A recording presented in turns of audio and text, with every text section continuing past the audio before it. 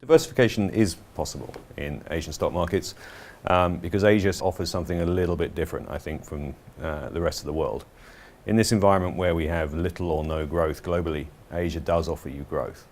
But for people looking for that growth, I think there's two ways you can invest in the Asian market.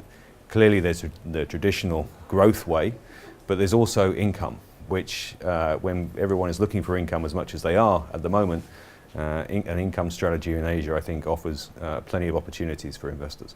These opportunities are manifesting themselves mainly through the changes that are taking place in the corporate sector. So 15 years ago, during the late 90s, Asian companies were very much fixated on growth.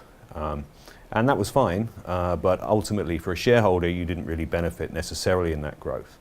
But things have changed really since 2000. Companies now are much more rational with their investment. And as a result, they're generating lots of free cash flow and have paid down their debt. So the potential for dividends and dividends to flow quite meaningfully in the next few years should be quite great.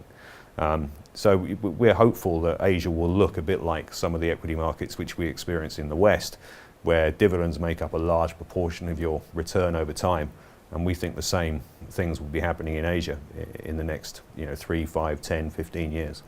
Income has been a very popular asset class, so we favour areas where valuations are still attractive. So some of the defensive areas have become quite expensive. The rush for yield has made utilities, healthcare, consumer staples and certain telecommunication stocks pretty expensive. And I think it's a bit of a risk really to focus on some of these defences at these kind of valuations. So we're looking more at domestic cyclicals, so an element of growth. Markets have been a little wary about pricing growth because they don't believe it, so growth tends to be quite cheap. So we like financials, industrials, consumer discretionary stocks rather than those traditional defensives. And we think this is the best way to get exposure to this Asian growth trend, but through dividend growth, through domestic cyclicals.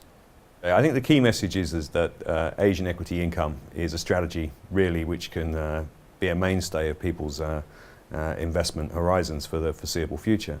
Because I think income has been very popular, but Asia offers something a little bit different from elsewhere. And I think as Asia matures over time, the characteristics of income and income growth and how that flows through into share price performance will be borne out in Asian equities in the same way it's been borne out in global equities over the last 10, 15, 20 years.